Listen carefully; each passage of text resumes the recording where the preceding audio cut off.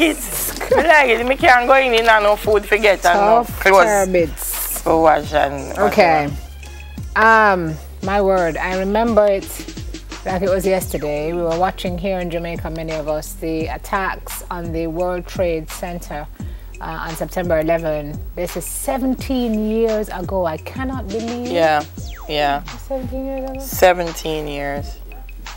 I remember frantically trying to reach my sister because she lives in the States, and I was like, God, make her be all right. It was such a tough time for people who have, you know, family and friends in the States. Every line was clogged. People couldn't get through. Emails were dropping. Some 3,000 people lost their lives in that attack. Now, New York City subway station reopens after 17 years.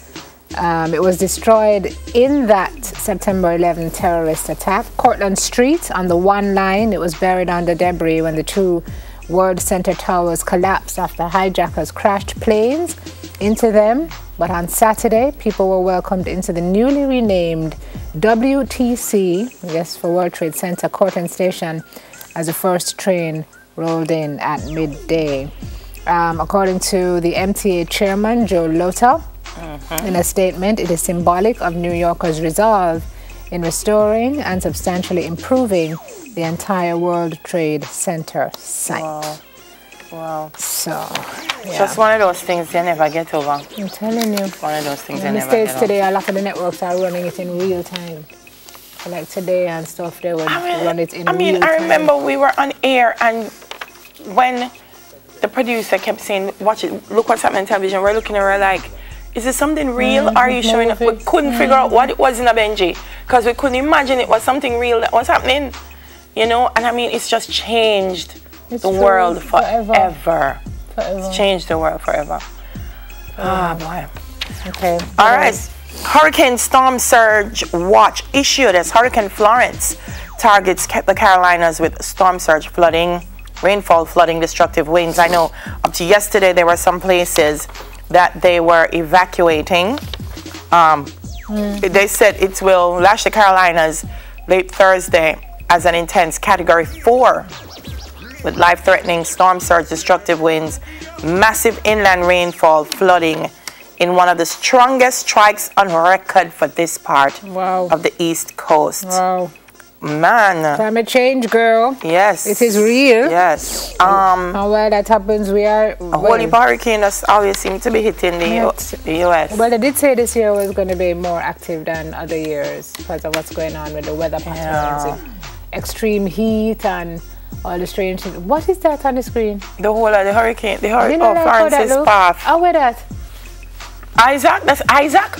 Me not like that. Tropical storm Isaac trending westward, bringing strong winds, heavy rain to the Lesser Antilles during the second half of the week. It's located roughly 900 miles east of the Lesser Antilles as of early Tuesday morning. Will continue on a westward path toward the islands into mid-week. It weakened to a tropical storm on Monday night, but it may once again reach Category 1 hurricane strength in the next day or two. We're looking at, I said, between the islands of St. Lucia and Antigua, and there's not much space between St. Lucia and Antigua. So St. Lucia and Antigua, begging on up. Miss Beckford, pack up on the tin things and on the candles. I know. Early. We're going to hear more about the weather later on. I think we're touching base with the Met Office. So. Yes. Okay. Motorists and residents in the corporate area have rubbish claims by the works agency that unruly motorists were at the heart of a traffic gridlock that brought movement to a standstill for extended hours yesterday.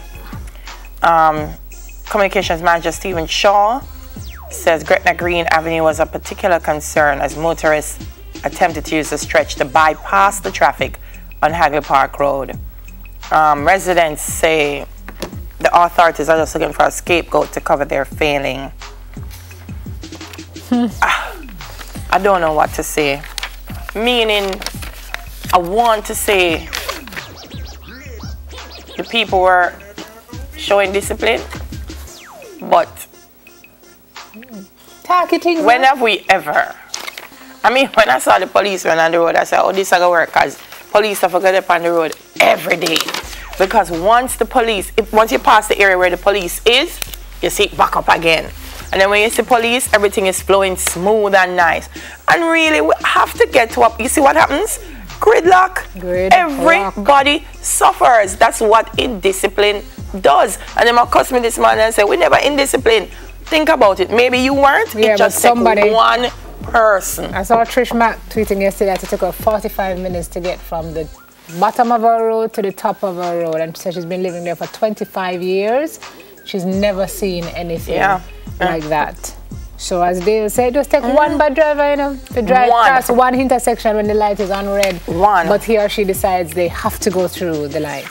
Not just the light, Simone. I mean, you see a line of people, and you feel that where you have to go is 10 times more important than where everybody else has to go. So you're gone over there, sir, and say, who I come back up in a you, and somebody see you out there and follow you go out there. We indiscipline, man. We indiscipline. I'm going to be fair. I don't like that so much work happening one time, and that's why I don't like it, because we don't have the discipline. But last week the work was going on and the cops were out there and everything went fine. But the police can out there watch road every day, then they must support crime now go on, crime stop keep? Crime stop keep. Crime not stop keep? I don't think crime stop keep. No, crime not stop keep. The police have work to go do. What was that, Uni? Oh, God.